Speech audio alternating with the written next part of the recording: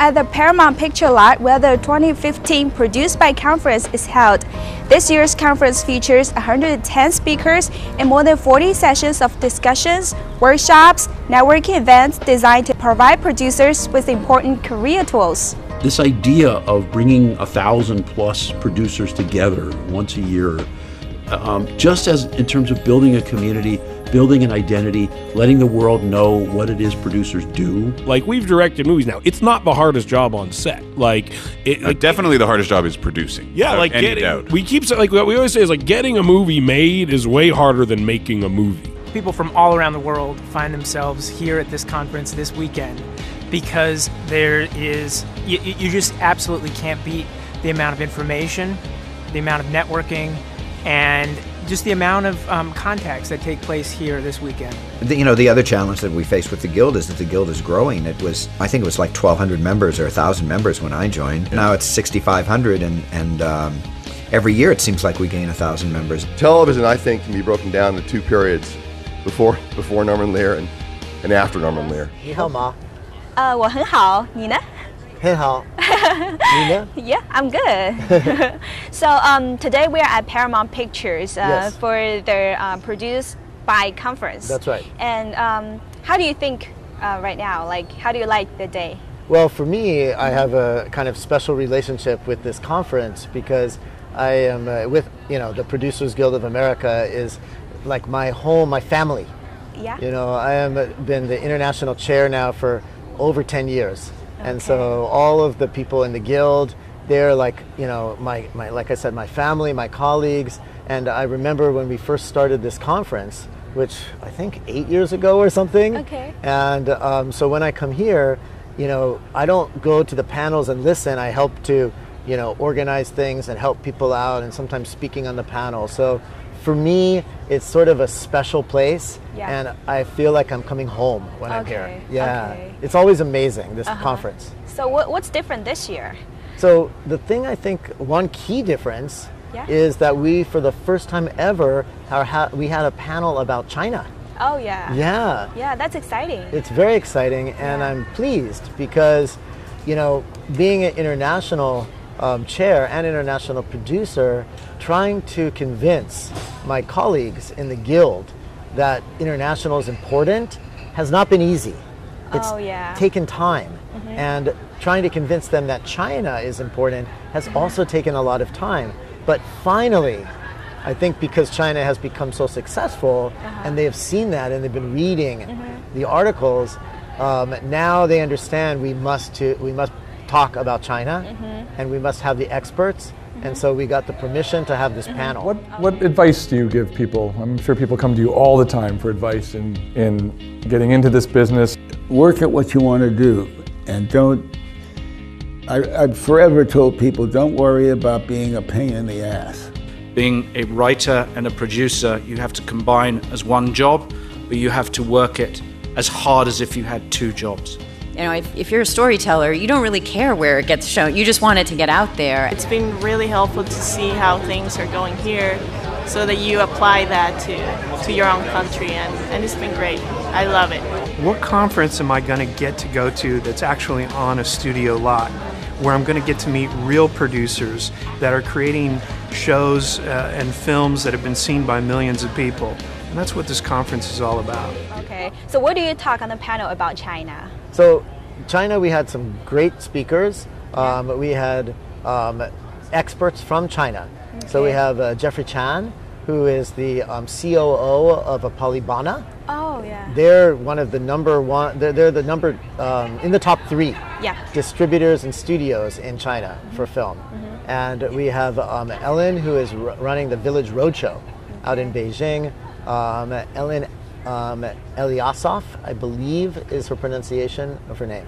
And she's a Chinese expert. She's fluent in China, and she's running this Western film company in China. And then we have Bennett Pozil from the East West Bank. And they are the number one financier of the films relating to China. Oh, and we also have David Lindy. David Lindy is a very famous producer, and he also used to run the studio. So expert. I'm always excited to be part of it because we always have amazing, fantastic speakers that share so much, from their experiences, that tell some great stories, and that teach us, a lot. And I'm always learning things as well. Ladies and gentlemen, I'm proud and honored to introduce a risk taker, an innovator, and one of the two great artists ever in our industry, Francis Ford Coppola.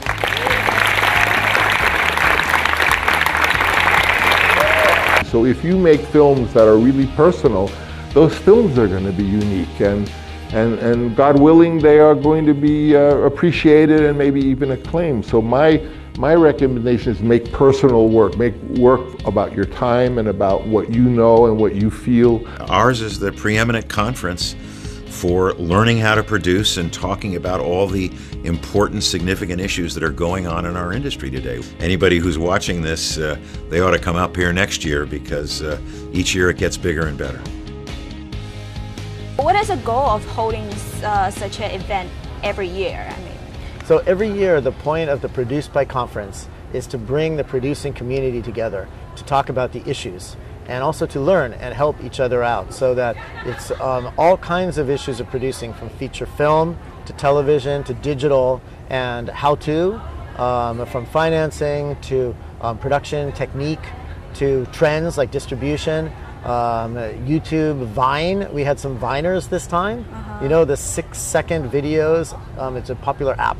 And there's some celebrities now that are doing this, and so they came and we heard about them and how that part of the industry is moving. So we learn a lot about the current trends. Also to look into the future. Exactly. Right. A lot involved. The future is key because the industry is changing, just like our world and our society is changing. Right. Yeah. Definitely.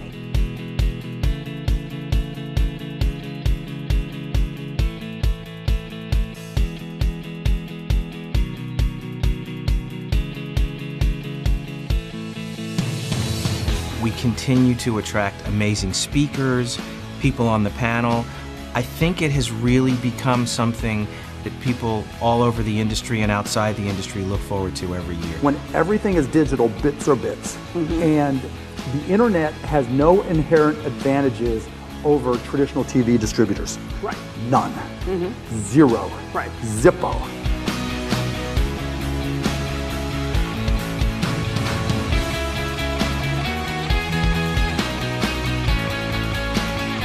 When I'm looking for a producer, I'm looking for somebody who's of service to the project and the vision of the thing. Because the hardest job by far is being a producer. Producers are the first person in a project and the last person out of a project. The different vendors that are here at the Produced by Conference is such a blessing to have. Where else can I get everybody lined up at the same time, ask them questions, get one-on-one examples with people?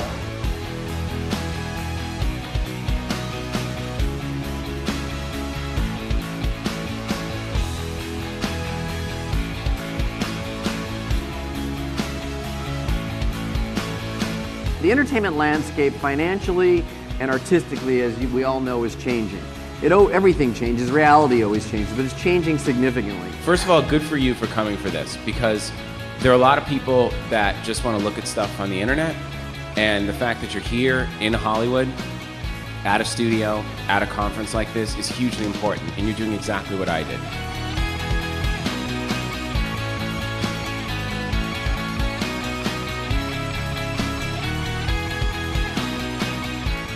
This is something very, very different. This is the kind of inside information you can't get anywhere else. So you have to try to convince the executives that you're doing the right thing for them by spending their money, and hopefully you make them money. And that's, the part of my career that keeps me going is we keep making them money. Not always, but more than not.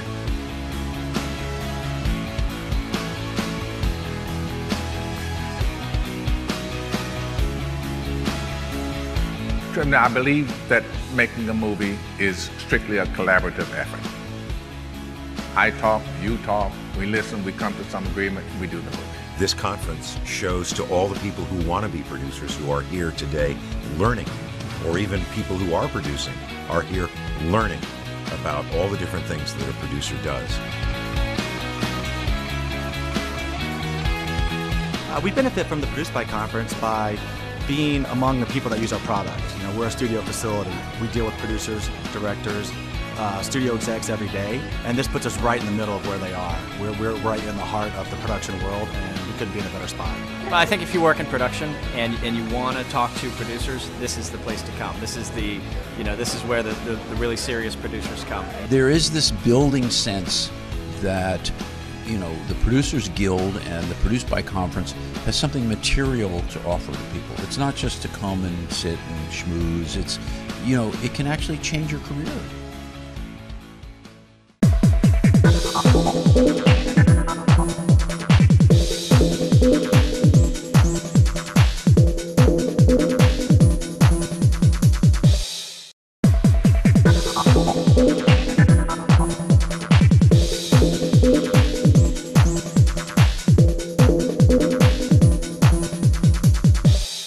Speaking on yourself, what makes you or what made you step into this film industry? Are there any influences? So for me, I grew up in Los Angeles, so I'm a hometown boy. Oh. Yeah. In fact, I am, what they call Valley Boy. So that's from the San Fernando Valley, the local place here in Los Angeles. And so when I was a child, many of my friends, their families are from the film business and entertainment business. So I remember being on the bus going to school. One of my bus mates went to become a big star in television and film. She's an actress from the 80s. And many friends like this were in the TV and film business.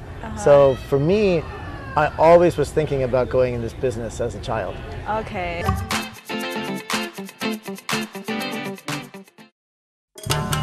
Mukashi, 戦ありけり。世界は一丸となり、一人の忍びの者、これを集結せしめる。その英雄、名を七代目火影とも。くったらねえな、クソ親父。そんな時代、俺が変えてやるよ。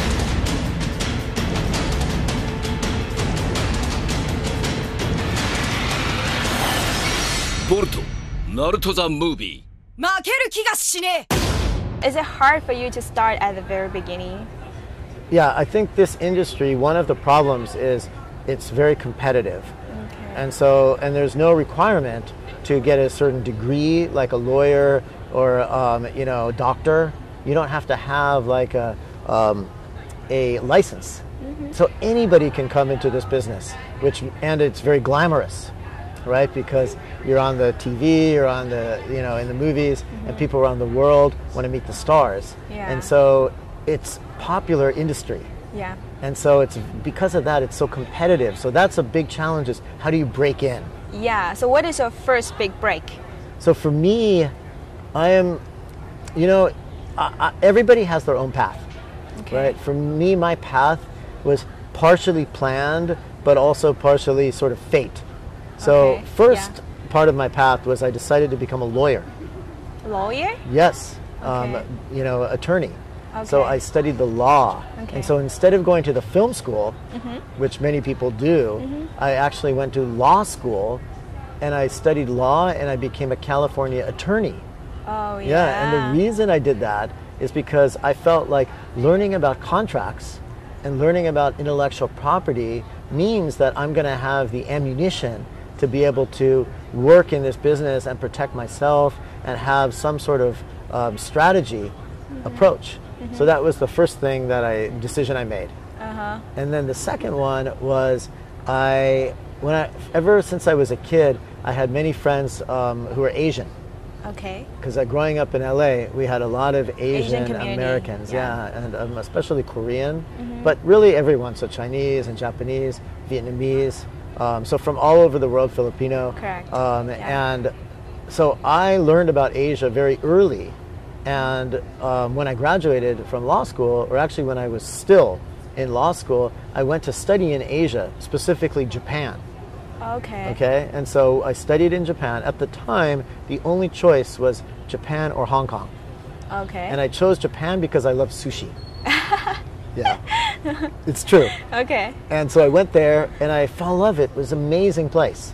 And so then I decided afterwards to go back. And so I went to Japan And when I moved back to Japan after I graduated, I learned about the manga and anime. Okay. The Japanese animation. And yeah. it was not yet really popular in America. Uh-huh. But I learned about it and I thought, wow, it's so amazing. Maybe I can use that to help to move into Hollywood. So that became my next mission. Okay. Yeah, to bring together Asia, Uh-huh. especially Japanese pop culture and animation, with Hollywood and become a bridge.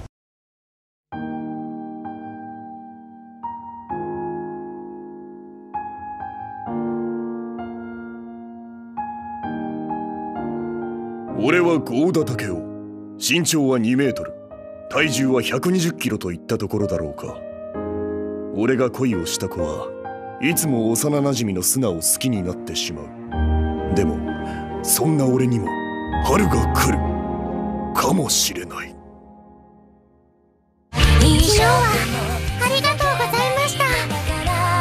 やだよ追いつけない。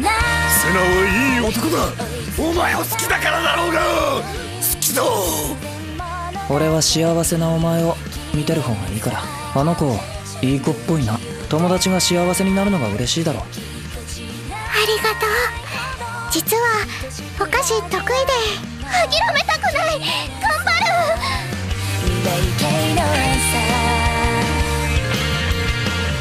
俺物語2015年4月8日より日本テレビ他にて放送開始だ。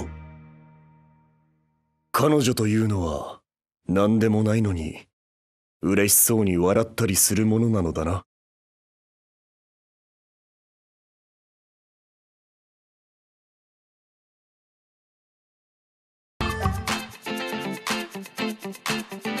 That was very brilliant. I mean, yeah, you introduced kind of a Japanese culture into America. Yes.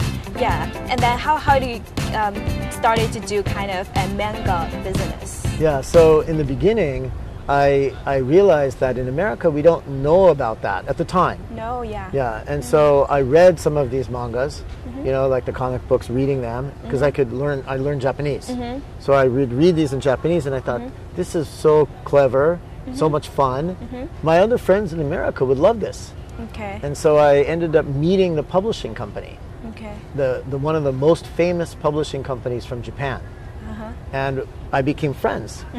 And then after time getting to know each other, because doing business in Asia, as you know, it takes time, right? You have to build a relationship. Yeah. And so I became friends over a couple of years. And then I got the license to bring those manga, some of them, like Sailor Moon. Do you know the Sailor Moon? Sailor Moon? She's a girl from high school and she wears like a schoolgirl outfit, but really she's a princess from the moon. Oh, yeah. You know that one? Yeah. What's it called in Chinese? 美少女战士. Okay. Kind of pretty girls and Yeah. they have kind of magic skills. powers. Yeah. Right. So that was one that I brought to America. Okay. Yeah, the manga. And so that became then very popular. Okay. And then our company started to do well.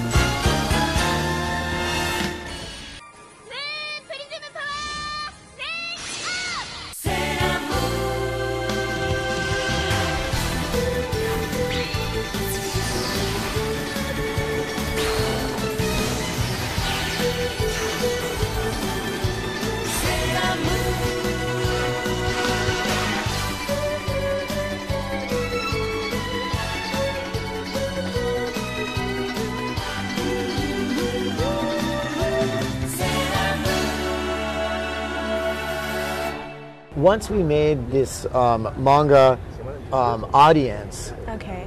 and fans in America, there became more and more fans of this type of Japanese manga and animation. And especially because of Sailor Moon, there was the young girls. And they were very young, 7 years old, 8 years old, 10 years old, 13 years old, and they become the fans. And so as they got older, they loved this culture. And then the boys would watch a Dragon Ball and other, and then Pokemon came.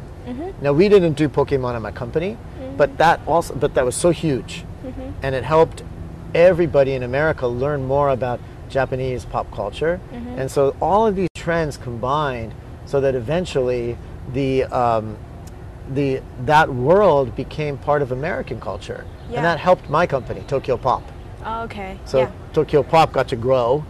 And then we have many titles that we distributed. And then we started to make our own content.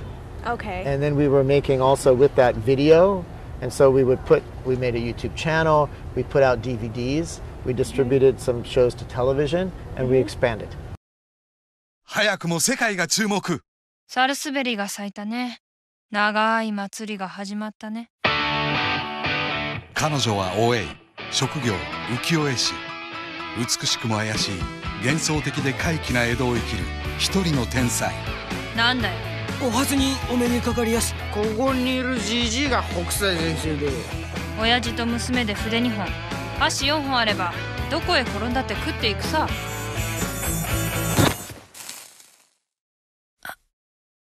おめえはまだまだ半人前だな。おなお。姉ちゃん、トスさんは俺に全然会いに来てくれない。こんな絵描かせる先生もひでえな。おえいさんのは人は描けてるがどうも色気がない。あのバカ、知りもしねえくせに描くからボロを出す。あいつは何でも描ける気さ。描けねえなんて言いたかねえのさ。日本を代表する豪華キャストで送る爽快浮世エンターテイメント。もうじっとしていられねえのさ。不器用でもまっすぐに浮世絵師おえいが江戸を行く。サルスベリミス北斎。